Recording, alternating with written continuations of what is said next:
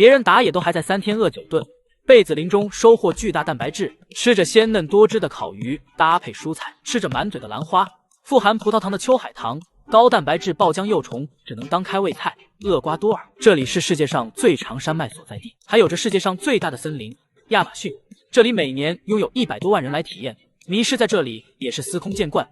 本期贝子向此地发起挑战，正处于一处山顶，这一次进场方式也很特别，准备好就这么加速起来，带着滑翔伞放飞自我。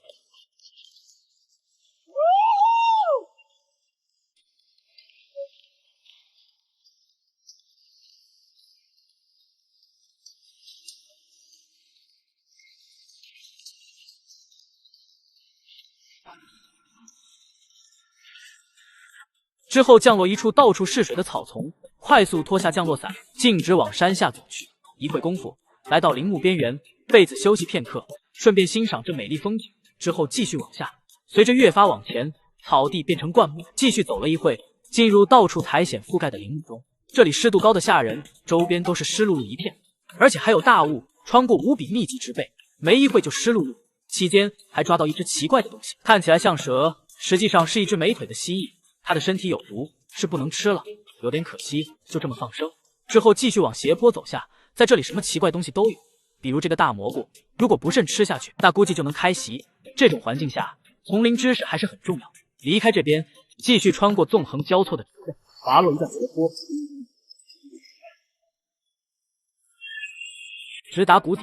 在这里，贝子发现一条溪流，开始沿着它前行，一路火花带闪电。很快，前方洞穴阻挡去路。被不绕直接走进去，一来里头众多蝙蝠，这种生物携带病毒概率很大，最好是不要被咬到，小心前行。没一会走出洞穴，这条溪流还在，继续往它前行。走了一会，溪流汇入河流，都说河流是通往文明的高速公路，这下信心大增，转身沿着河流边前行。没走多远，这边发现一些黄色花朵，这是兰花，历经这么长距离，也是时候补充一番。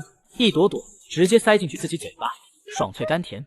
一旁还有秋海棠，带有橙色花朵，这种更加甜，里头有大量葡萄糖，同等分量比牛肉高出几10倍。吃完这些，正要起身跋涉，这边突然发现树头不一样，靠近仔细查看，赫然发现密集的毛毛虫爬满树体，这些能变成蝴蝶，但在这之前，毛毛虫细小的毛发含有毒素，如果皮肤不慎弄到，会刺激皮肤，奇痒难耐，甚至于持续时间长达1年之久。离开树体，在这边还发现一些蕨类叶子，这些可以吃，但前提是煮沸2次，表面黏糊糊的。贝子掏出小刀切下来几个，等合适机会再给它炖了。之后继续前行，速度相当快，同时翻车也很快。等滚下来之后，正好在河流旁，而就在对面发现了一个过夜的好地方。为了节省搭建庇护所，贝子打算过去，不过这边水流湍急，还得借助一些工具才行。这边找到竹林，一把小刀，一块木头，快速砍断竹子。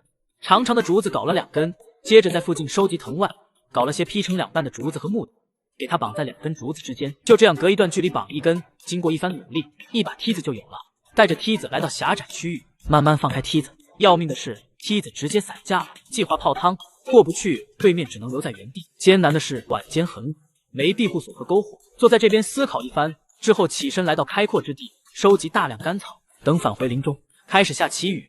贝子拿出打火石，在潮湿环境中不断摩擦，但在这种情况下很难，最终也以失败告终。无奈只能把干草塞进去衣服中，多少能减缓核心体温流失。就这么直到夜幕降临，雨依旧下着，把自己卷缩起来。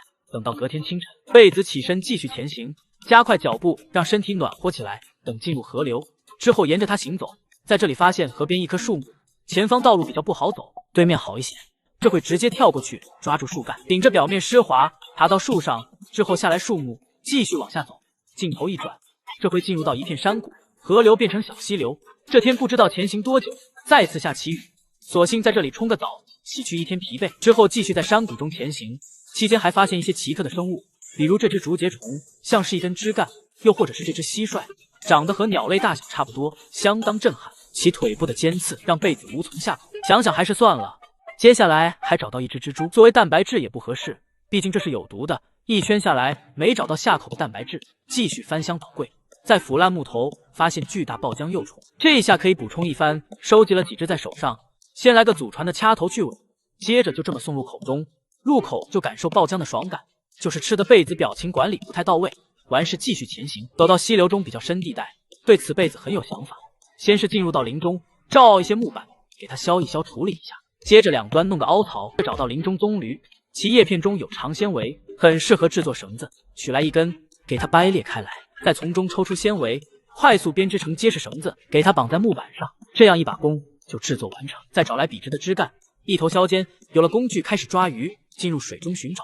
河流中鱼儿还是很多，贝子锁定目标，一箭下去，等拿起来空空如也。这种技术活也没那么轻松获取蛋白质。几次失败后，贝子改变思路，来到岸边找些有水生植被之地，等找到目标，一箭下去，直接收获一条罗非，接着再来一条水虎鱼，接连收获，让贝子很是满足，心满意足离开。找到合适地方，升起篝火，正烹煮着食物。这天有肉有菜，等了一会，把焖烤的鱼还有煮熟的蕨类嫩芽放在宽大叶片，就这么开始享用。先吃点蕨类叶子，吃起来有点芦笋的味道，搭配点鱼肉吃，味道更好。一阵狼吞虎咽后，很是满足。完事起身回到山谷溪流，继续前行。期间发现这边一棵贝子认识树木，说来树体含有汁液，颜色呈鲜红色。这个号称龙血的汁液可是好东西，能有效治愈伤口。掏出小刀切割一道口子，搞来一点汁液，涂抹伤口揉搓即可。完事继续前行，再次回到河流，直接纵身一跃，就这么进入河流。之后就是一片惊险又刺激的漂流。但没有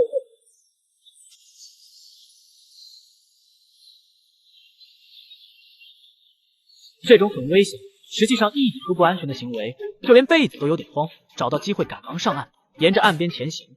这边道路还算可以，但走了一会，贝子感觉太慢，进入林中，找到密度低的木头，给它整颗砍下来，把这个带到河流边，放进去木头，自己人也进入水中，再次开启河流快速行进之旅。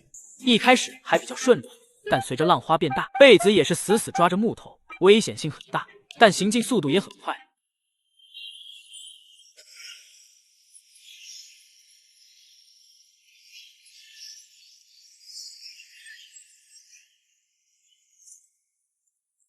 就在河流边平缓之际，贝子上到岸上，就在这边沙滩走着，而就在对面，有人为升起的篝火，文明痕迹显现。本次挑战成功。